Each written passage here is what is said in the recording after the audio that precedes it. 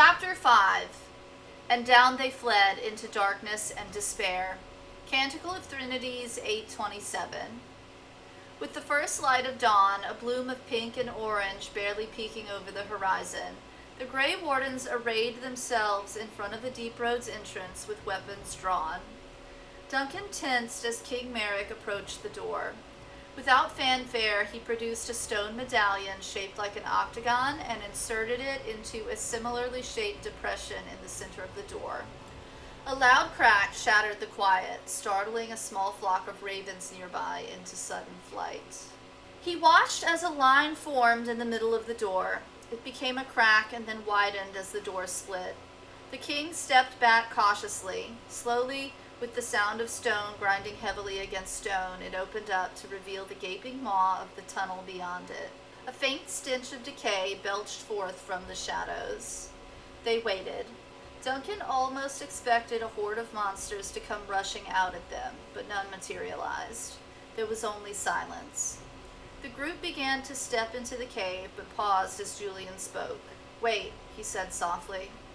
The dark-haired warrior crossed his hands in front of his chest and bowed his head, and several of the other wardens followed suit. Duncan lowered his head and coughed. Prayer always made him nervous. "Though all before me is shadow," Julian intoned, "yet shall the Maker be my guide. I shall not be left to wander the drifting roads of the beyond, for there is no darkness in the Maker's light, and nothing he has wrought shall be lost." "Amen," Merrick whispered, and the others nodded. Then they entered the deep roads. There was a wide stairway that began not far within, and Duncan suppressed a shudder as they descended. It was warmer inside. He was thankful for that much, but the cold had been replaced by an unease that he just couldn't shake. It was like slowly walking into a pool of filth, the stink of it filling your nostrils and turning your stomach so that you had to will yourself to take another step. The other Grey Wardens could feel it too. He could see it in their grave expressions and in the way their hands tightened on their weapons. All of them possessed the ability to sense the Darkspawn, yet it seemed impossible that the creatures would stand out amid all the background corruption he sensed here. Genevieve reassured them quietly that it was still so, but Duncan remained unconvinced. Probably she was just trying to ensure they didn't lose their nerve. Only Merrick couldn't sense anything, yet he seemed more affected by their descent than anyone else. He became withdrawn, his eyes darting to every dark corner and his skin ashen in the flickering torchlight. Duncan was tempted to ask the man what had happened to him in the deep road so long ago, but decided against it. Clearly it was nothing pleasant. It was not the pleasant Deep Roads vacation Merrick had hoped for. They followed the stairway for what seemed like hours when the first signs of corruption became visible along the stone walls of the passage. Spidery tendrils of black rot, along with a shiny film that covered everything like oil. Duncan touched it, curious, and found that the film wasn't actually wet. It was dry, with a texture like snakeskin. Genevieve snatched his hand away with a harsh look and warned him not to touch anything else. That confused him a little. Were they not immune to the Darkspawn taint? Was that not one of the few benefits they received for being Grey Wardens? "We didn't see it this early," Merrick said, examining the walls more closely. "Last time we were down here, I don't think we saw anything like this until after Ortan Tig." "Then it has spread," Genevieve pronounced. Kell glanced around the passage with his unnaturally pale eyes. Duncan knew he was even more sensitive to the Darkspawn than the rest of them. To him, this must be like walking into sewage, and yet he gave no indication that it bothered him. "Almost to the surface?" he asked. "What does that mean?" "It means we should be careful." With that, she drew her sword and continued down the stairs. The others shared uncomfortable looks, but followed after. It seemed to take forever before they hit the bottom, or at least what Duncan assumed to be the bottom. The feel of the weight pressing down from above and the oppressive darkness pressing in from all sides made him want to gasp for air.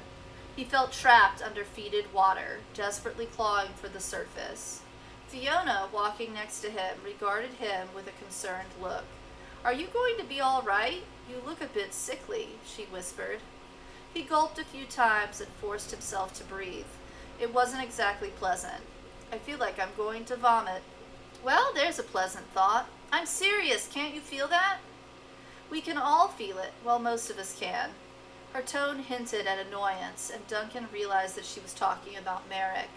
The man was walking up ahead next to Utha, oblivious to the scathing glare he was receiving from behind. He smirked. "I heard you had it out with the king last night at the camp." "I asked him a simple question." "It didn't sound simple from what Genevieve said," he chuckled. "I'm just glad she was mad at somebody other than me for once." Fiona sighed irritably. Raising her staff, she closed her eyes and murmured something under her breath. Duncan could feel the prickle of power surging through the air, and immediately the small globe on top of the staff began to glow. The light was strong and warm, stretching throughout the corridor and driving back the shadows just a little. The others turned and looked at the mage curiously. "Don't waste your power," Genevieve said, but her words lacked her usual crispness. Even she was probably relieved to have the shadows driven back a little farther, he imagined. "There," Fiona smiled at Duncan, pleased with herself. "Better?" "Sure, except for the blinding light in my eyes." "Now you're just being a child." With the added light from Fiona's staff, Duncan could make out impressions in the wall behind the rot and decay. Runes, he suspected. Dwarven runes, though to what purpose he couldn't really guess. He'd been told once that the dwarves held a reverence for stone. Perhaps the words they carved into the walls of the deep roads were prayers. Prayers now tainted by filth. It had a certain symmetry, didn't it? He could feel the darkspawn out there now. Genevieve was right. It just took some time to become acclimated. They were at the edge of his consciousness, lurking in the shadows far out of sight. It was that same feeling when someone was standing behind you and you didn't hear them or sense them in any way. You just knew. Could they feel the Grey Wardens in return? According to the first enchanter, the onyx brooches they'd been given would render them invisible to the Darkspawn's senses, but Duncan wasn't so certain. His was pinned to his leather jerkin, and he turned it about to examine it more closely in the light. There were iridescent colors that slowly flowed just beneath the surface like a liquid. It was also cold, like touching a frosty lamppost in the dead of winter. He let it go, rubbing warmth back into his fingers absently. "So did Genevieve make you apologize?" he asked Fiona. The mage looked at him, puzzled. Her mind had clearly been elsewhere, but when she realized he was referring to King Merrick, she rolled her eyes in annoyance. She had pretty eyes for an elf, he thought. Most elves Duncan had known always possessed such eerie eyes, light greens and purples, impossible hues that somehow made them seem alien. Fiona's eyes were dark and expressive, soulful, his mother might have said. She'd always had a way with words. "No, she didn't," the mage said curtly, "and I've no need to. He's not so bad, you know." "You can't know that. You hardly know him any better than I do." "Is it an elven thing? I knew a lot of elves back in Val Royeaux, and every one of them had a chip on their shoulders, even the ones that didn't come from the alienage." She shot him an incredulous look. "It's not as if we don't have a good reason to be bitter, you know." Yes, I know. We terrible humans destroyed the Dales. One of the elves I knew fancied himself a Dalish elf, even painted up his face to look like them. I thought he'd finally gone off to the forest to search for one of their clans, but it turned out he'd gotten himself arrested. Anyway, he used to talk about the Dales all the time. She stopped, stamping her staff down into the stone so that the globe flashed brightly for a moment. Her exasperation with him was obvious. "There's more to it than that, far more. Don't you even know?" "Know what? That your people were enslaved? Everyone knows that." "There was a time," her eyes flashed crossly, "when elves lived forever. Did you know that as well? We spoke our own languages, built magnificent wonders across all of Thedas, had our own homeland, and this was long before the Dales ever existed. And then you were enslaved." "By the magisters of the Tevinter Imperium, yes, just one of their crimes, and probably not even their greatest." Fiona turned away from Duncan and ran a slender hand across the corruption covering a nearby wall. They took everything from us that was beautiful. They even made us forget what we once were. It wasn't until the prophet Andraste released us that we even realized what we had lost. And she was human, wasn't she? We're not all so bad. Her own people burned her at the stake. I meant the rest of us. She looked back at him, smiling gamely, even though her eyes were tinged with sadness. Andraste gave us the Dales, a new homeland to replace the old, but your people took that away from us too in the end. Now we either live in your cities as vermin or wander as outlaws, but either way, we're unwanted. Duncan smirked mockingly at her. Aw, poor elves. The mage swung her still glowing staff at his head, but he danced aside, laughing merrily. The sound hung oddly in the gloom. Not sympathetic enough, I suppose, he grinned. I grew up on the streets, so if you were looking for reassurance on how good us humans really are, you aren't going to get it from me. You did ask, she reminded him. About the king, I did. He pointed to the others, who now had gotten ahead of them. Fiona noticed it too, and began hurrying to catch up. He kept pace. Those things you talked about, they happened so long ago, hardly anybody who doesn't keep their nose stuck in a book would even know half of them. Elves aren't just slaves anymore. You think so?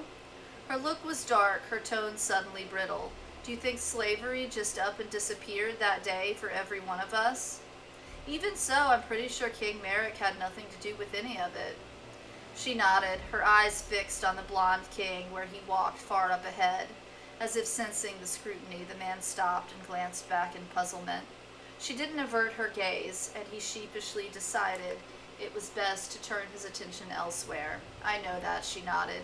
Do you think I don't know that? You're smart, so I'm guessing you know that. She sighed wearily. He thinks his life is difficult. Maybe it is. I sure wouldn't want to be a king. Why not? Fiona frowned at Duncan, her anger rekindled. Think of what you could do as king. You could do so much. You could change everything. He laughed derisively. I was raised on the streets, and even I know that kings can't do everything. He began to walk ahead, and Fiona stayed where she was, watching him go. I don't know what it is you think he should be doing, but maybe you should tell him about it instead of me. Now I'm going to go and see if he needs anything. He'll probably send me to fetch a chamber pot. Has he sent you for a single one yet? She laughed. He could start. If you keep glaring at him all the time, he'll probably need one. More hours passed as they pressed farther into the deep roads. The signs of darkspawn corruption gradually became worse. Pools of brackish water filled portions of the halls, and Kell warned them not to touch any of it. A quick command to Hafter, and the hound backed off, wisely deciding against slaking his thirst. Duncan was inclined to agree. There were bones of things floating in those pools. Something moved in the water that might have been worms, but he didn't want to think about it too closely. The fungus-like growths on the walls got thicker as well. There were mounds of it, some looking like great misshapen beehives with dark tendrils radiating outward. The growths were covered in that same slick substance, like a putrid oil. Sometimes the stench of it got so thick it clouded the air and all but choked the torches. They gagged on it, and only at Merrick's urging did they continue on. He seemed to think they were headed in the right direction. Several times they had passed branches, and only at the first had the king hesitated. It was not, Duncan noticed, to figure out where they were supposed to go. His eyes were far away, lost in some memory he didn't speak of. When he finally spoke and pointed the way, he seemed quite certain. Duncan wondered what lay in those other directions. One way looked much like the others here, and he wasn't all that sure just how the king was telling them apart. Those memories of his must be quite clear. If so, then maybe Genevieve was right to insist he come. If they'd accidentally gone down one of those other passages, who knows where they might have ended up? They had reached the remains of a dwarven way station when Genevieve called for a halt. There was little left of the building aside from a hint of mortar walls and some crumbling tools, but the rest of them knew the commander hadn't stopped them to admire the area. They were getting closer to the Darkspawn. The fact that they were also getting closer to Orton Tig, according to Merrick, wasn't lost on them either. Duncan could feel the teeming masses of them ahead. like they were slowly approaching a black pit full of eyes, all trained on him. The very idea filled him with a fear that twisted up his insides into a knot. His experience with the Darkspawn was minimal, and now he was willingly venturing into a place where he would encounter more of them than he ever wanted to. It was a terrifying notion. The tents were put up without discussion, within the boundaries of where the way station once stood. Here the dwarves had probably once stopped travelers in the deep roads, inspecting their goods and perhaps taxing them. Or maybe the station was built to watch for invaders. He really had no idea. When the first blight struck, it had hit the dwarves the hardest. The Darkspawn had swallowed up the deep roads, and the dwarves had retreated all the way to Orzammar, sealing up all entrances to the tunnels and leaving everyone stuck on the other side of those seals to their fate. What must it have been like to have realized that there was no escape? To have the Darkspawn wash over you like a tidal wave, drowning everything in their path and wiping out almost an entire culture. The dwarves apparently never doubted that the blight could return again, and had always afforded the Grey Wardens far more respect than anyone else. His own people were less dependable, naturally. They tended to forget what wasn't right in front of their faces. Not that Duncan was better than the rest of humanity, judging them from his high perch. Far from it. He'd simply seen enough in his time that he could imagine with a fair degree of accuracy just what humanity was capable of. On most days, he'd say that a blight washing over the surface might not be such a bad thing, swallowing up humanity and perhaps belching and spitting it out for good measure. Maybe he should sit down and make up a list of all the good things that would get destroyed at the same time, like cookies. The Darkspawn would wipe out all cookies from the face of Thedas. That would be bad, and alone made his entire endeavor seem more worthwhile. Duncan is such a little shit. Such a little shit. Duncan does have his priorities. He does. He's acting so much younger than he is. He has seen some shit and has, instead of getting grumpy about it, he just makes a lot of jokes. My favorite coping mechanism. Am I right? Absolutely. "Why are we stopping already?" Merrick asked him, approaching quietly from behind. Duncan noticed that the man looked a bit feverish in the torchlight, sweaty and pale. The deep roads did not seem to be agreeing with him much. But then, who would they agree with exactly? "We'll be on the Darkspawn soon, a lot of them." "Really? Oh. We can sense them ahead," Duncan reminded him. "I expect the next bit is going to get exciting." He tried to sound braver than he felt. Genevieve paced at the edge of the camp relentlessly, and her tension slowly infected the rest of them. There was little talk, and after the others had eaten their meal of dried rations and flat wine, they had huddled closely around the small campfire, something that the commander had only reluctantly allowed. None of them wanted to admit that despite their exhaustion, the idea of closing their eyes while surrounded by that oppressive darkness was almost unbearable. The flames were warm and bright, and it was a little easier to pretend that they were not miles under the earth in their presence. Even so, it didn't take long for the gloom to settle over them like a pall. Julian and Nicholas played an Orlesian game on a large rock, something that required ivory pieces moved around on a checkered board. Duncan had seen the wealthy playing it from time to time, but had no idea what the rules might be or what it was even called. It seemed to require intense concentration, the two warriors furrowing their brows a great deal and stroking their chins quietly. It was a game that suited the pair, probably. Duncan had thought them brothers when he first joined the Order, but it turned out that they were just comrades that preferred each other's company and mostly kept to themselves. They're roommates, obviously. Best friends and roommates, these two gentlemen. Obviously. Duncan had rarely heard Julian speak more than a handful of words, and it was usually to calm Nicholas down. That was something Julian could do when almost nobody else could. There was a gentleness to his manner that contrasted sharply to Nicholas's brusqueness and quick temper. Kel sat across from Duncan, solemnly carving more arrows with his belt knife, His quiver was already full, yet still he applied himself to the task. No doubt he thought they'd need all the arrows he had and more soon. He was probably right. Hafter crouched next to his master, gazing up at him adoringly and probably wishing that he could somehow help with his task. The rest of them just stared into the flames. Every time Genevieve paced past them, everyone froze. It wasn't anything overt. Julian and Nicholas paused in their playing, deliberately not looking up from their board, and the others held their breath. Her steel gaze washed over them and then moved on.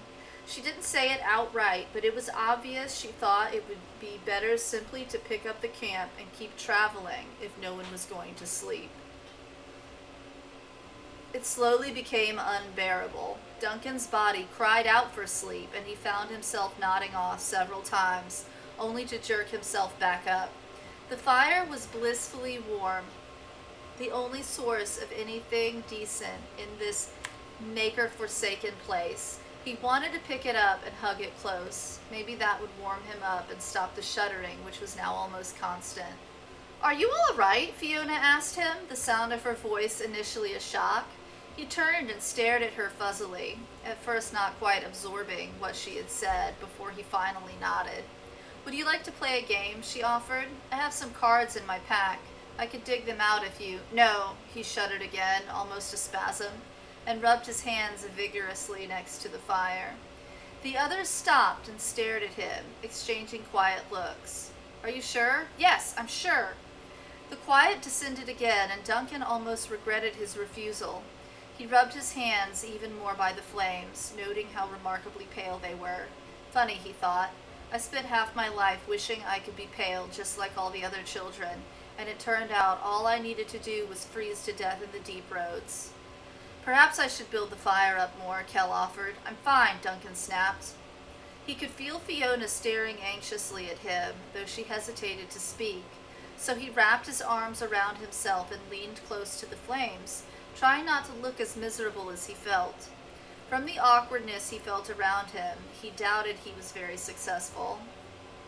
"You know," Merrick suddenly spoke up, warming his hands in the fire beside Duncan, "back during the rebellion we had a ritual the night before a battle. We would pass around some dwarven ale, see who could take the largest swig." Utha grinned and made a gesture with her hands. Kell paused in his whittling and looked bemused. "She says that's not really ale." "You're telling me. I think they made it from fungus. It's black as pitch." Duncan groaned. "You drank that?" The king winked at him and reached into his cloak, drawing forth a large silver flask. The dwarven rune emblazoned on the side of it was clear for everyone to see, and a few whistles of appreciation floated around the fire. Even Julian and Nicholas were interested now, grinning as Merrick opened it up. The smell of something sickly sweet filled the air, like a skunk that had crawled under a shed to die and slowly rot in the heat. That's delicious. That is absolutely appetizing to me. Right? Fiona laughed, covering her mouth with a hand. "Oh, that's foul." "My mother started the tradition," Merrick said, lifting the flask to his nose and taking a sniff. He sighed in delight, as if the odor was wonderful and not putrid in the slightest. She'd met up with a dwarf that had crossed the Orlesians. I think I was 15, I forget his name. Curliest beard I'd ever seen. Anyhow, he traveled with us for a time and gave us an entire keg of dwarven ale as a gift. The man's smile suddenly became fond, his eyes sad. Duncan had to think to remember that the mother the king spoke of had been murdered, right in front of him, so the story went. He wondered if that was true. None of the men wanted it, but Mother was so stubborn she refused to waste anything, especially a gift. So the next night before battle, she brought out the keg and dumped a cup inside, drank the entire thing in front of all her commanders, and then dared them to do the same. He laughed then, a hearty and joyous laugh that slowly became tinged with sadness as it trailed off. Hesitating only a second, he brought the flask to his lips and took a long swig. Duncan felt his nose crinkling in disgust as the king gulped not once but twice. and then stopped, grinning madly as he made a satisfied ah sound. Uther made an impressed gesture. I agree, said Nicholas. I was the last one to drink that first night, Merrick smiled. His voice strained, as if the ale had stripped his throat raw. I had one sip, and I vomited all over the campfire. He turned and offered the flask to Kell with a slight raise of his eyebrow. The hunter regarded it dubiously, and then, with the slightest sigh, he put down his half-completed arrow and his belt knife and accepted the flask. He held it to his forehead and bowed in the king's direction, a gesture of thanks. I trained with the Ash Warriors, the hunter said. He stared into the flask as if he was certain that something was going to crawl out of it. They believe it is necessary that one die before battle. If you cannot see your death and acknowledge it, it will take you unawares. Before my first battle, they bled me with shallow cuts and then salted my wounds until I finally screamed in agony. He grinned suddenly. Duncan had never seen the solemn man actually smile before, now that he thought of it. When I did, they all laughed. They had taken bets, you see, to see how long I would endure. Kell took a long swig, and merely wiped his mouth afterwards without any indication whether he liked the taste or not. My lesson was not to do everything your comrades tell you to simply because they find it amusing. A lesson I obviously did not learn very well. He winked at Uther and passed the flask to her. The copper-haired dwarf examined the rune on the flask carefully. She made several hand gestures toward Merrick. She says the rune is... I can't decipher that, sorry, Nicholas said, confused. It's the mark of House Iduken, Merrick stated. King Indrin gave it to me. Uther appeared impressed. She took a long drink, gulping several times, and when she finished, she lowered the flask and paused before letting out a long and completely unladylike belch that reverberated around the cavern. Smiling proudly, she made gestures that Nicholas again translated. I cannot taste, of course, but I remember this foul brew well enough. My father loved it and belched after every drink because he knew it annoyed my mother. He had to hide the bottles from her, and she would always send me to find them for her. I always did. He used to call me Little Spoilsport. Kell gave her a serious look. You've never spoken of your parents. She nodded sadly. They died, Darkspawn. With that, she passed the flask to Nicholas, who eyed it warily. My parents threw me out of their home when I was barely a man. I lied to the seneschal at Fortaland to get him to accept me into one of their outlier units. The first time we headed into battle, I was so frightened I wet my tunic. Julian's eyes went wide with delighted shock. You didn't. I did. After the battle, I was called Puddle. The name stuck. He took a swig and his face twisted with pure disgust. That's awful. Why would anyone drink that? He quickly handed it to Julian. The dark-eyed warrior frowned. I have no amusing tale, he said in his quiet voice. The man's Orlesian accent was pronounced. Not for the first time, Duncan wondered if Julian was originally part of the Empire's aristocracy. If so, he had to wonder just what had brought the man into the Grey Wardens. Duncan's experience with Orlesian nobility told him that they rarely paid heed to such quaint notions as duty, but perhaps he shouldn't paint them all with the same brush. Sure you do, Nicholas teased him. No, I don't. What about that night in Valmore before the Darkspawn raid? Julian blushed, glancing at the others as if he wished he could crawl away somewhere. That's not an appropriate tale, Nicholas, and it wasn't my doing. Nicholas roared with amused laughter. The others brought him an elven whore. He paused, looking at the mage across the fire. Apologies, Fiona, she snorted. Whatever, your mother was a whore. So she was! He looked back at Julian, taking great pleasure in his friend's discomfort. He'd made the mistake of telling us he'd never been with a woman, see? So we made sure to fix that before he faced Darkspawn for the first time. Julian's face was crimson. She was a sweet girl. She robbed him blind, took all his coin, and ran out the window. The quiet warrior grinned then, nodding even through his embarrassment.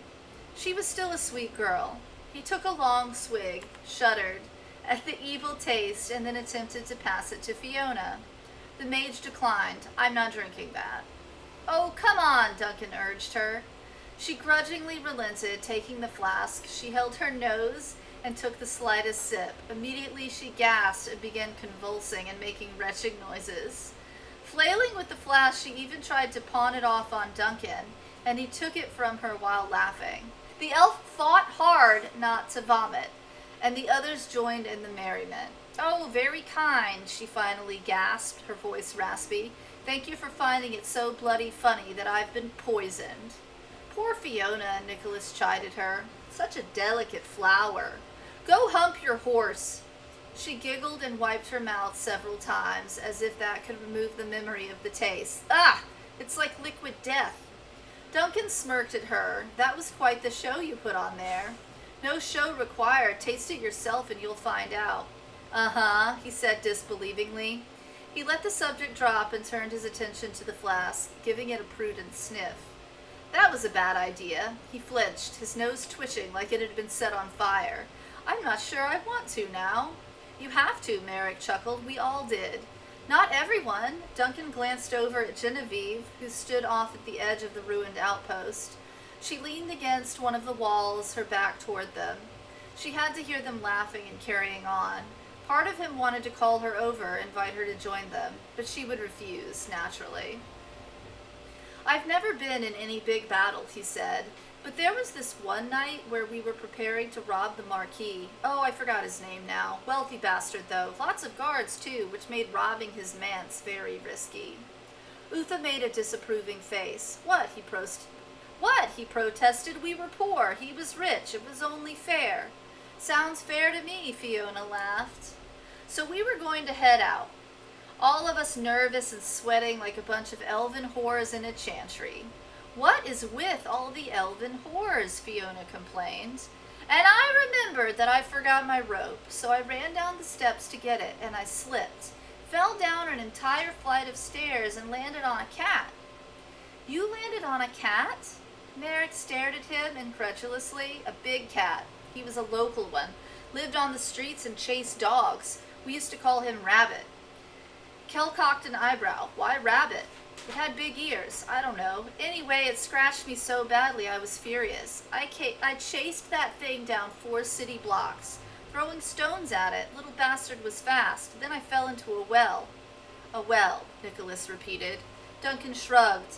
I was a lot less graceful back then. He smiled ruefully at the memory. The others didn't know where I'd gone, and I sat in that well for 3 days until a guardsman heard me yelling and pulled me up. Threw me in the jail for the night, but at least I got a meal out of it. He chuckled, and it trailed off into a sigh. Stupid cat. Didn't the others come looking for you? Fiona asked.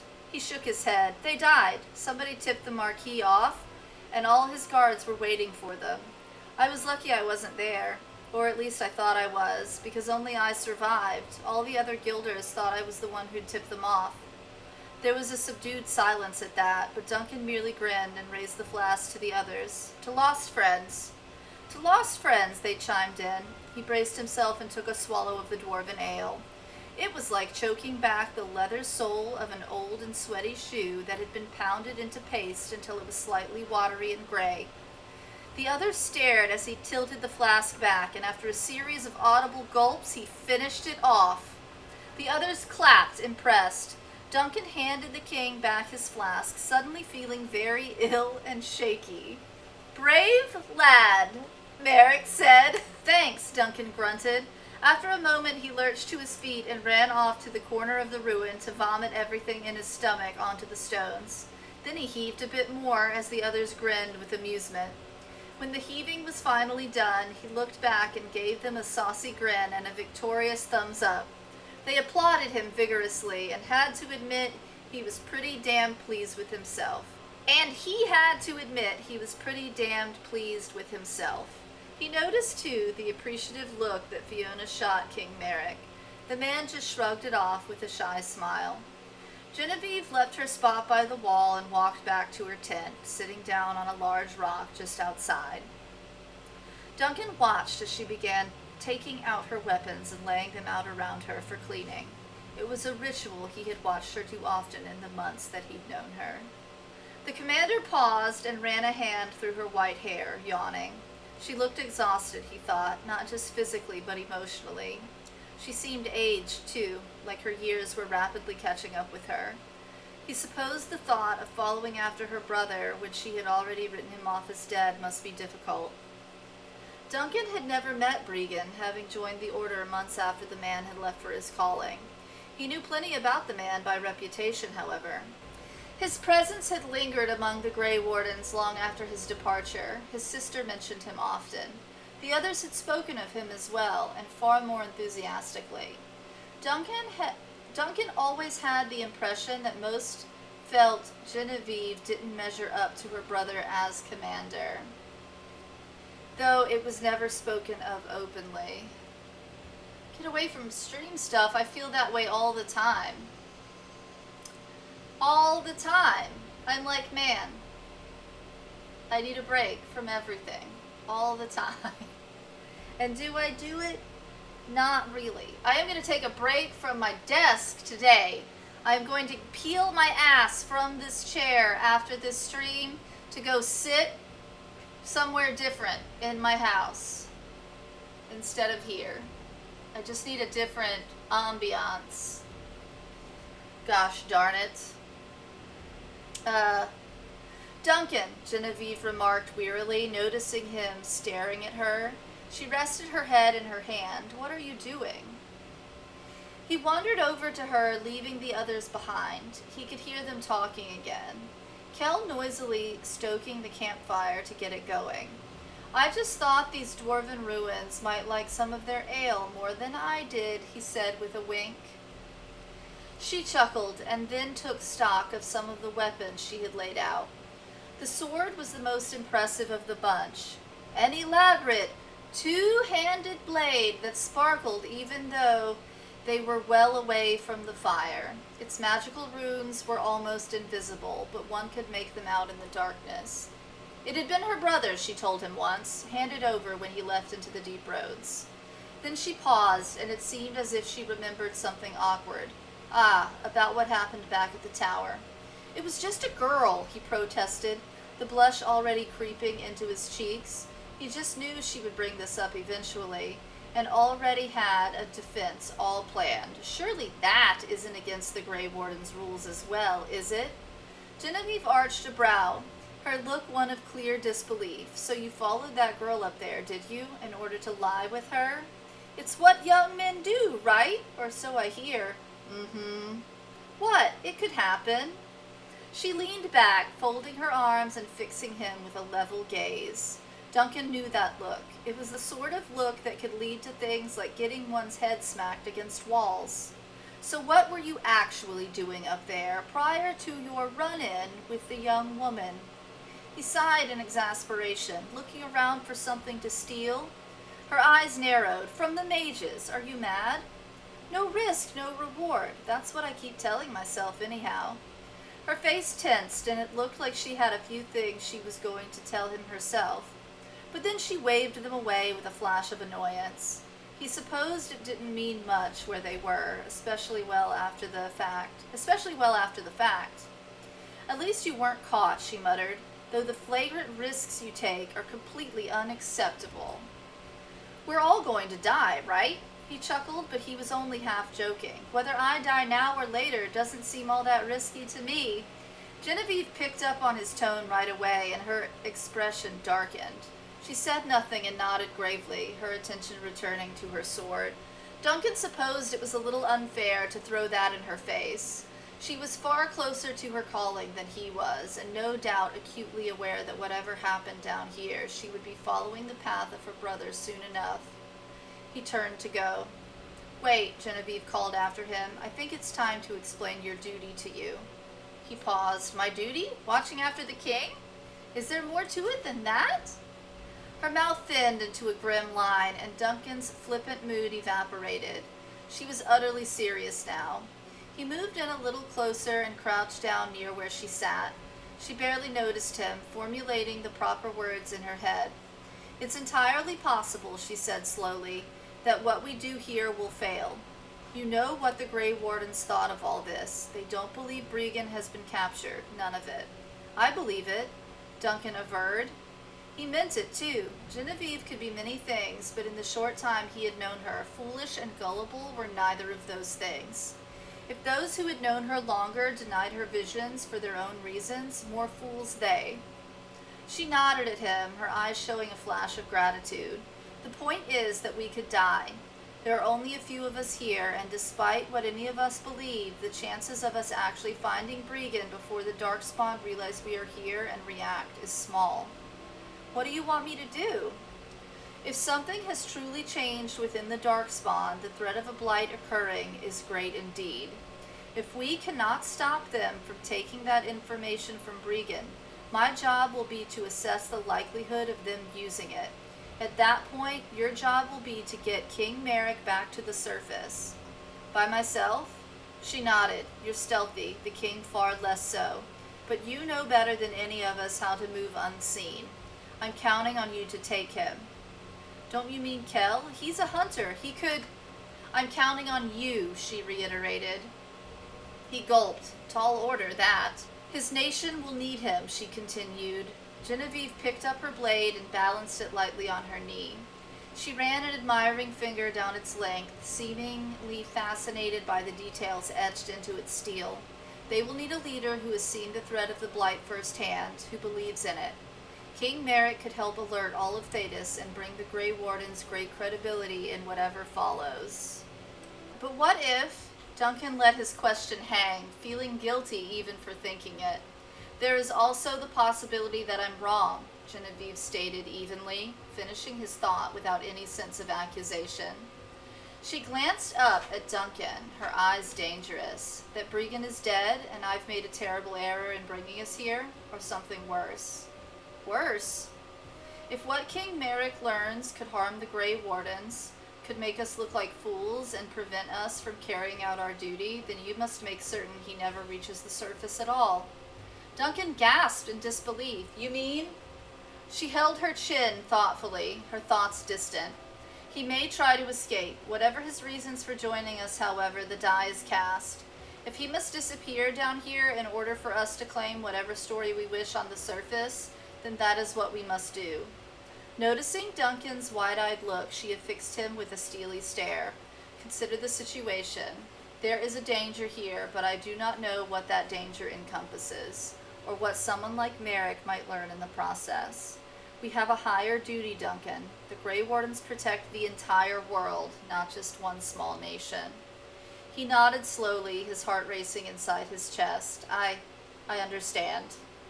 Genevieve smiled compassionately, if sadly. She reached out and placed a comforting hand on his shoulder.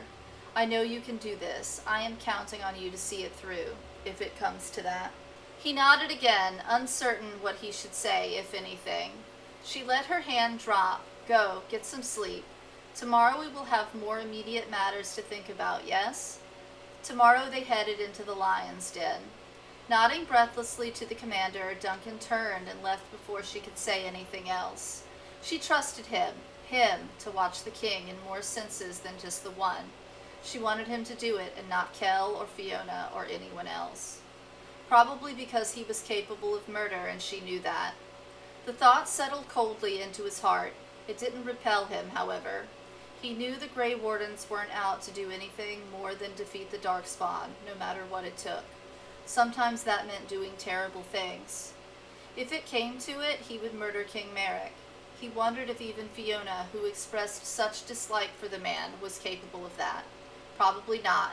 For all her anger, she was a good person, while he was not.